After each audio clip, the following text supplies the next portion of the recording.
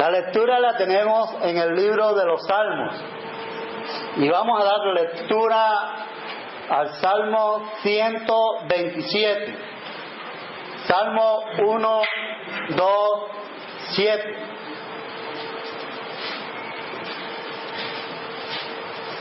El título que la Reina Valera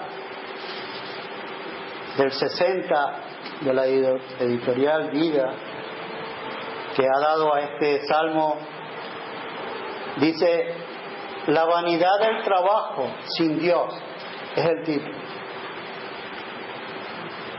La palabra de Dios dice: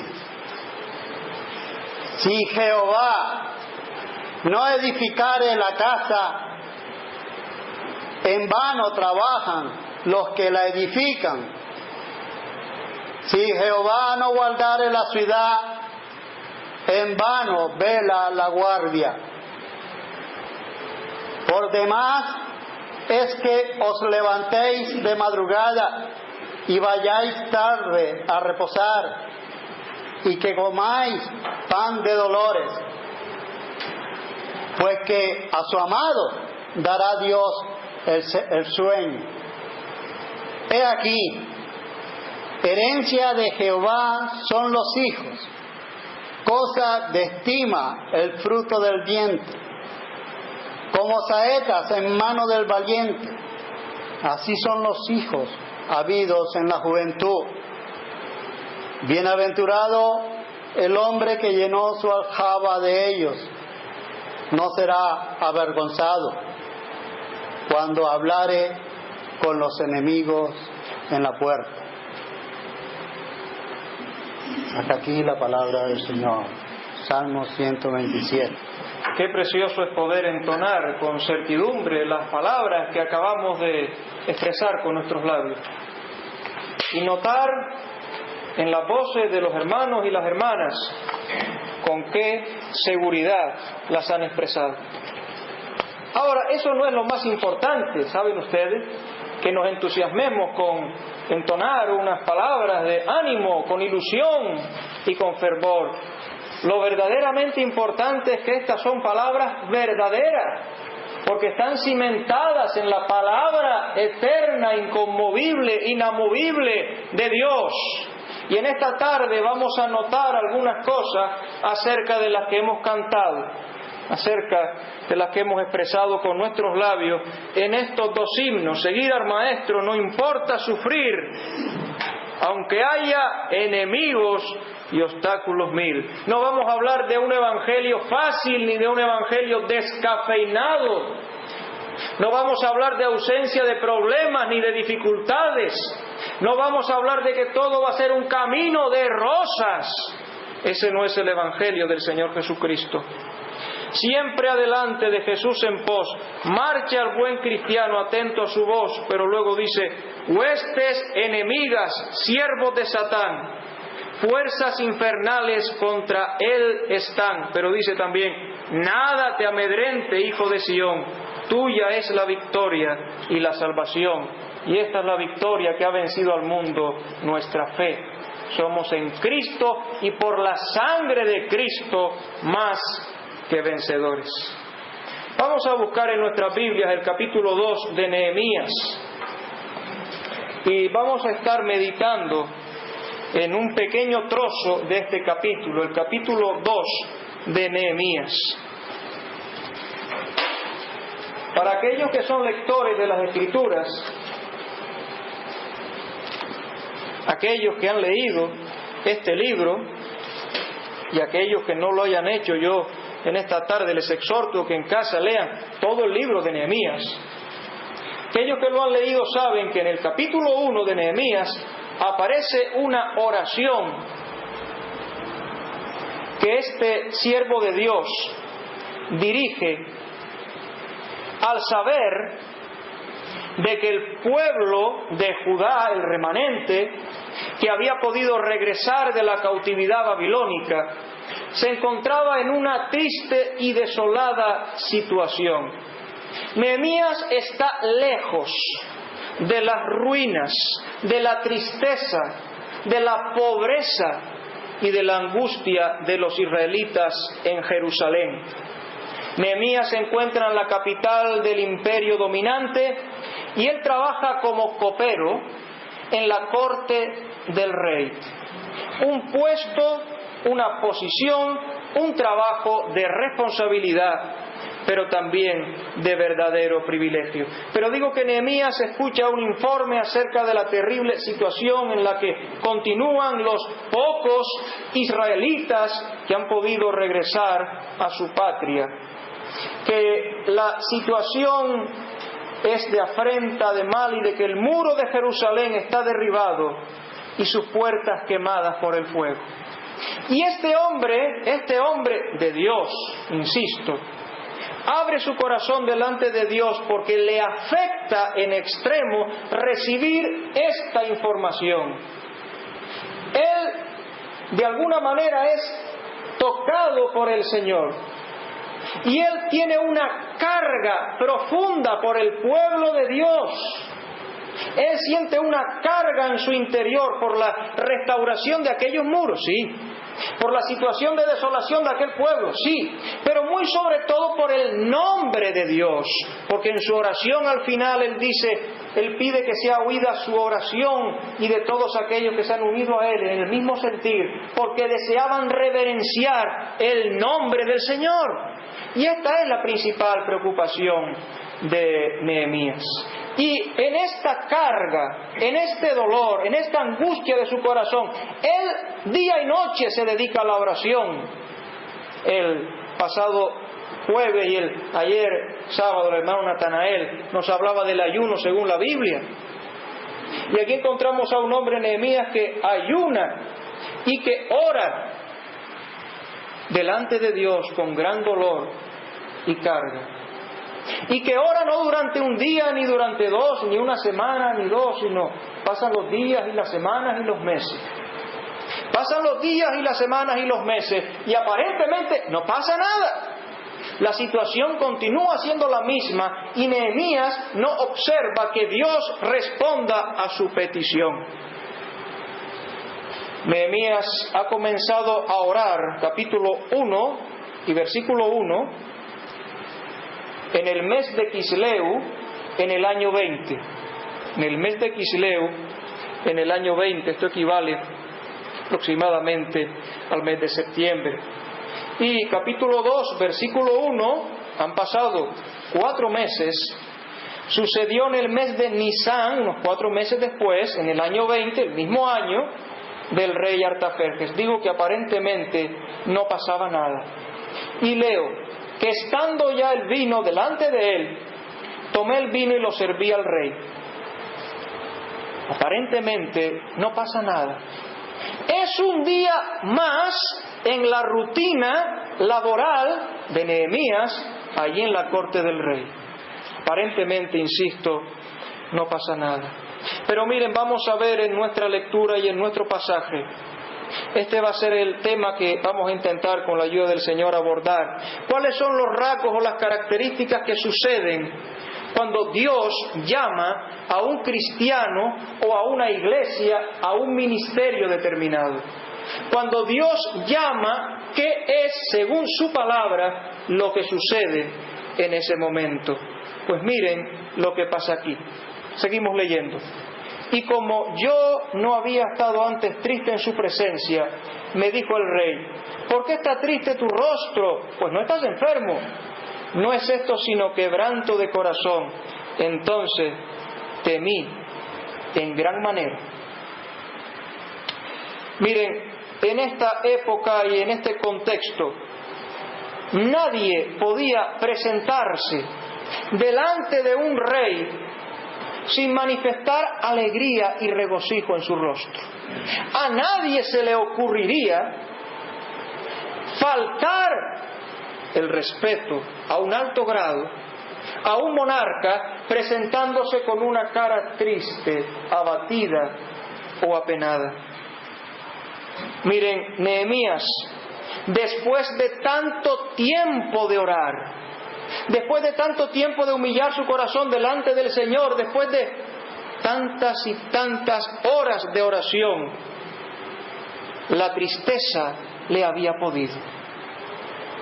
Y inadvertidamente, sin él pretenderlo, sin darse cuenta, él había mostrado delante de aquel monarca el dolor que había en su corazón. El propio Nehemías lo dice: yo no había estado antes triste en su presencia.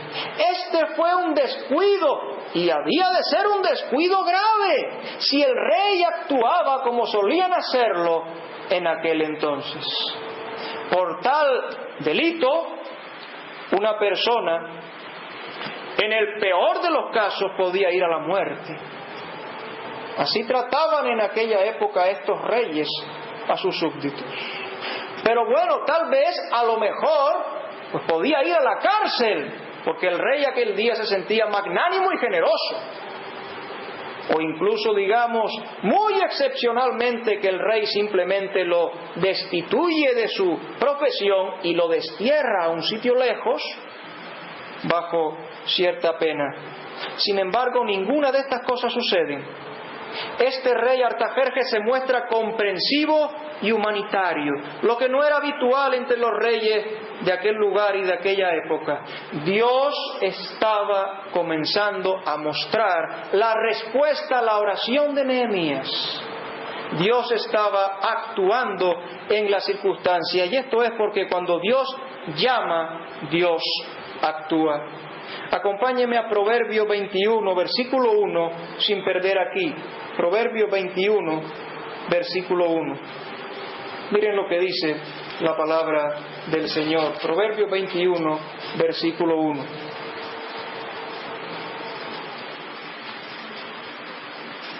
Cuando Dios llama, Dios actúa.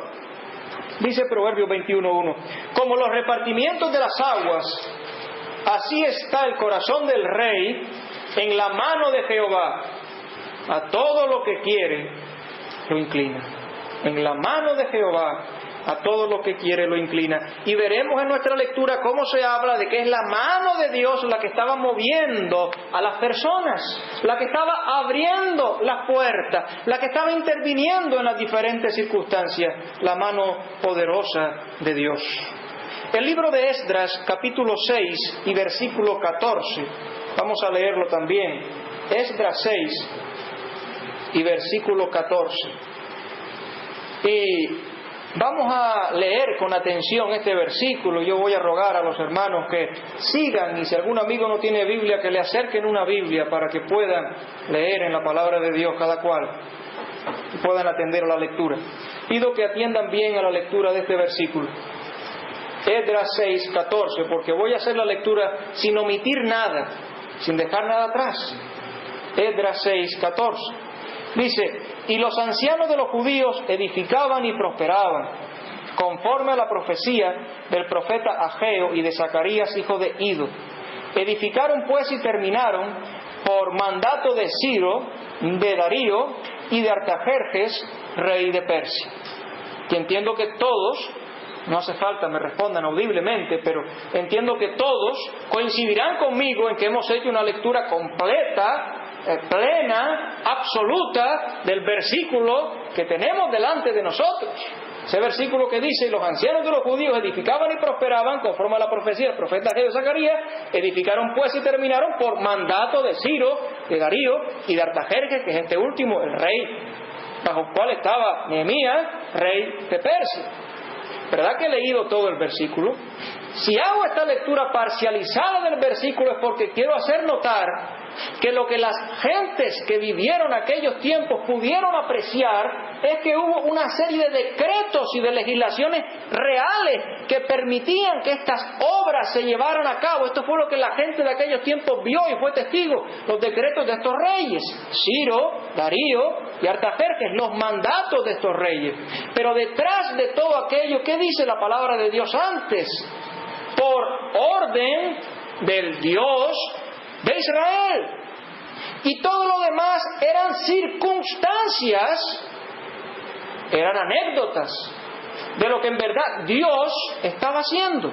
Porque detrás del escenario de la historia hay un Dios vivo, real y poderoso, que es lo que nos revela la palabra de Dios. Y por lo tanto Nehemías allí delante del rey Artajerjes, pero era por orden de Dios que estas cosas iban a suceder y que lo que Nehemías solicita le iba a ser concedido, porque cuando Dios llama, Dios actúa.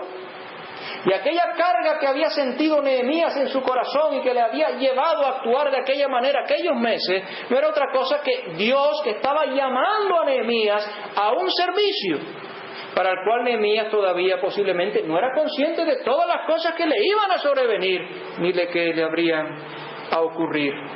Estamos en el capítulo 2 de Nehemías. El rey le pregunta a Nehemías: ¿por qué está triste tu rostro? Es un milagro que uno de estos reyes se interese de esa manera por su copero.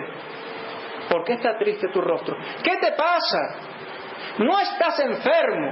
Claro, es que estos coperos, como probaban la comida y la bebida del rey, si le entraba un retorcijón o una molestia o algo extraño, lo primero que puede pensar el rey es que la comida está mala y yo estoy en peligro. El rey dice: no es que nada te haya hecho daño, no es que has comido nada en mal estado, no es que yo estoy en riesgo mi vida, no. Tú estás, dice, quebrantado de tu corazón. Y Nehemías teme, y teme con toda la razón por las cosas que antes hemos dicho. El rey responde en el versículo 3, Nehemías responde al rey en el versículo 3: para siempre viva el rey. Y Nehemías responde al rey, a la pregunta del rey, con otra pregunta: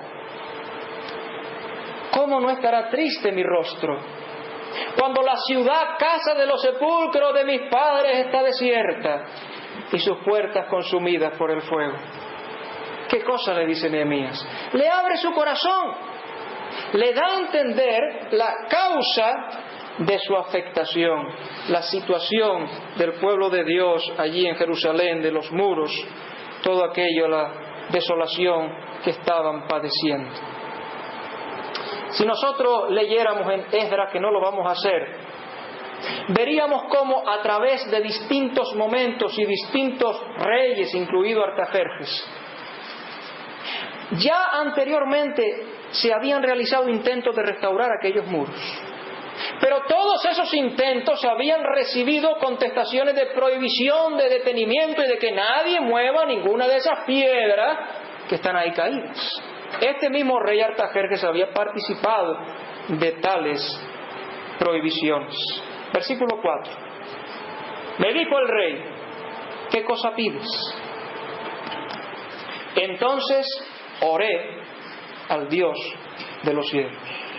Y noten que en ningún momento Nehemías se olvida de que Dios, el Dios de los cielos, el que tiene control sobre todo, el que está por encima de todo, el que domina la escena. Aunque él estaba frente a aquel rey vestido de ropa suntuosa y un rey que dominaba gran parte del mundo conocido, cientos de provincias de aquel mundo conocido, Nehemías sigue mirando en su corazón al Dios de los cielos. ¿Qué cosa pides?, le dice el rey. ¿Pero a quién le sigue pidiendo Nehemías? Al Señor. Yo sé, Señor, que si tú me concedes, no habrá nada aquí que lo detenga.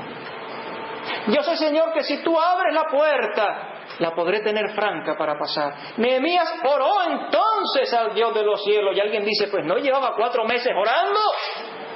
Sí, pero no sobraba aquella oración de más.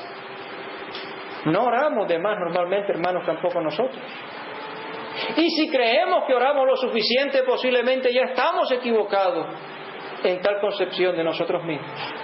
Este siervo de Dios oró al Dios de los cielos en la presencia de aquel rey, el más importante de su época. Lo haría con su mente, lo haría en silencio, lo haría de forma inaudible. Y gloria a Dios que tenemos la posibilidad de en cualquier lugar y en cualquier momento abrir nuestros corazones delante del Señor y con franqueza expresar nuestra necesidad y con toda confianza.